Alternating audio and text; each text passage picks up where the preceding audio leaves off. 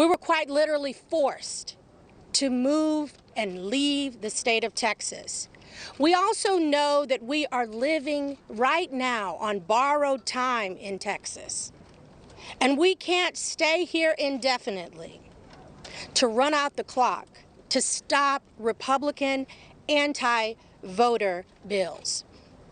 That's why we need Congress to act now and pass the For the People Act. Yeah, those smiling faces to the left, they sure looked forced to flee the state and grab that case of Miller Lite. Morgan, coming to you, when they arrived at Dulles, they stood on the tarmac, allegedly taking selfies. I believe we have an image of that will pop up, all to post on their social media accounts. So they're forced out of Texas, forced to go take these selfies, forced on the social media accounts, on a $100,000 private jet with a case of Miller beer, not wearing masks while we're all forced to wear masks on planes. And then this video, they're now singing in the Capitol, the United States Capitol. Let's play that. We will overcome. We will overcome someday. Deep in our heart, I do believe we will overcome today. Morgan, what a group of jokers.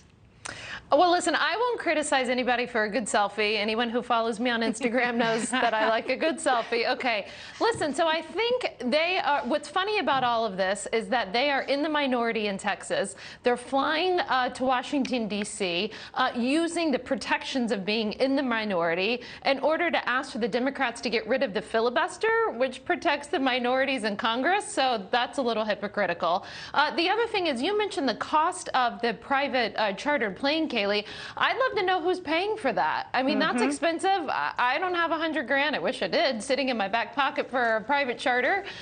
So I think that they certainly can tell the electorate who is paying for that. And then, of course, from a PR perspective, listen, I think this is actually working for them. We're talking about them today. We wouldn't be talking about what's going on in Texas if it wasn't for the fact that they pulled this stunt. So, you know, good on them for selfies and pulling a stunt, but they're not actually going to accomplish anything by fleeing the state. There's every indication that yesterday's protests were spontaneous expressions of people who are exhausted with the Cuban government's economic mismanagement and repression. And these are protests inspired by the harsh reality of everyday life in Cuba, not people in another country. Morgan Ortagus, you know this from inside an administration so well, what can happen when you don't call out things for what they are. Well, we had a very, very tough policy in the Trump administration through the president and Mike Pompeo to the Cuban regime and also the Venezuelan regime. And Harris, just a few weeks ago, I penned an op-ed in the Washington Examiner. We talked about it on the show. And I said that the bad border policies that the Biden team is pursuing on our southern border actually equates to what they're doing to the rest of Latin America, right? And now we're seeing that come to fruition in Cuba and Haiti and Venezuela. Something to watch carefully. We're talking about Cuba today. It's incredibly important. But something is going on in Venezuela right now as well. Maduro representatives reportedly met with Democrats a few weeks ago. The Biden administration is considering removing sanctions so the Maduro illegitimate regime can essentially be in power. Why does this matter? Venezuela and Cuba matter because whenever you have these communist and socialist regimes that are taking over Latin America, and when you don't hold a hard line, when you don't hold up sanctions and the policies we pursued in the Trump administration, that means you're not supporting the people of these countries. And I think, well, listen, I could go on for this about an hour. I'll let other people talk, but I think it's incredibly important to note what the Biden administration is not doing in Cuba and Venezuela today to support those people.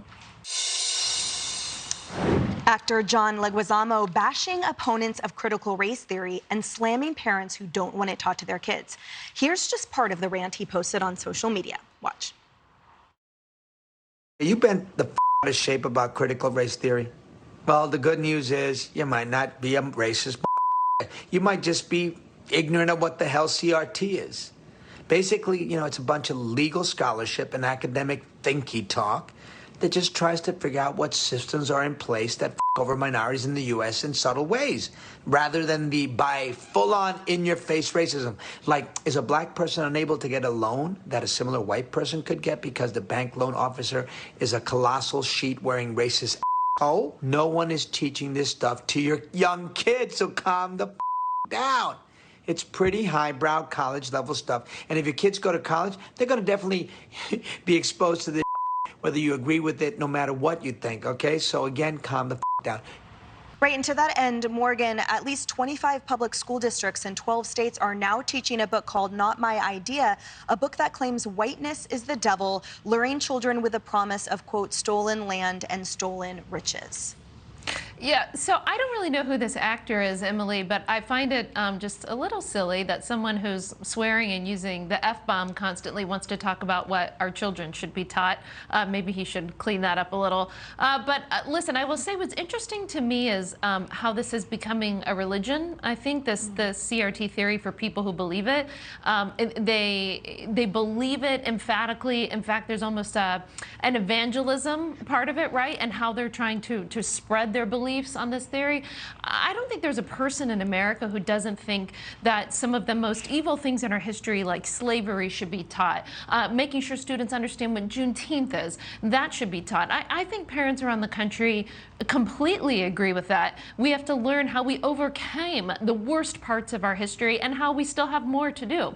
I think all reasonable parents could agree with that. We're just asking people not to target children and tell children that they're bad based on their skin color.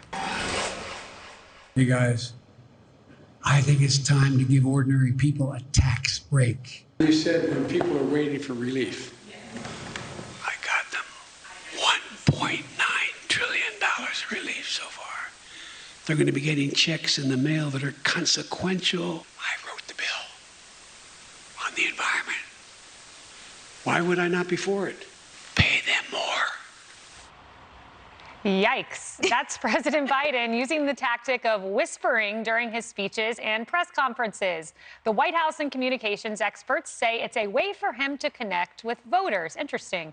The Associated Press coming to his defense with this headline, quote, "Listen up. Biden speaks volumes in a whisper to make a point." Morgan, your thoughts on Democrats expecting positive coverage and being very upset when they don't get it? Well, I think Olivia was actually totally right in that piece. You know, you're so grateful, especially like when the wires cover you fairly. I know the position that I was in. But listen, I will say there is a history in the United States of White House staff covering up for presidents. Both President Cleveland and Johnson had secret surgeries that the American people didn't know about. And FDR's doctors, before the 1944 election, did not really tell the American people the truth about his health. So there's a history here. There is outrage at the possibility the U.S. Olympic Committee could change Old Glory for its logo. A committee spokesperson is telling Fox News it's considering a redesign to replace the 50 stars and 5 new stars, or with 5 new stars and fewer stripes. Sean Hannity doesn't like it. It's an awful idea, because our Stars and Stripes should be the only flag representing this country at the Olympics and the Paralympics. So many amazing athletes and champions that we are all so proud of. And they represent the United States of America. We don't need your new flag. We already have our own. I want to do a quick lightning round before we go deep on this. Morgan, just top thoughts.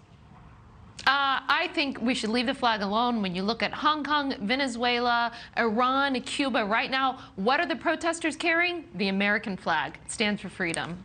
You know, Morgan, when you talk about it, it's so simplistic. Why do you think the U.S. Olympic Committee is making this so complicated for themselves? You know, there's so much going on around these Olympics. I like to call them the genocide Olympics anyway. I'm still on the team that I'm not even sure that we should be competing, because there is an ongoing genocide in Xinjiang. So if we are going to go to a country, if we are going to compete and have American athletes there in a country that's committing a genocide, even more important, Harris, to have the freedom of the American flag fully represented. Do you know how the TV works? I'm 10 years old. TV's my life. Well... I'm sorry.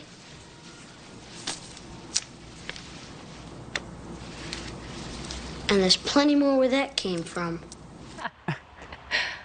A new study finds that millennials and Gen Zers have been the worst tippers during the pandemic, a time when so many restaurants have been struggling. So according to creditcard.com, only 58% of millennials tip restaurant servers, compared to 88% of baby boomers. That number is even lower when it comes to coffee shop baristas. Just 17% of millennials tip them, compared to 31% of baby boomers.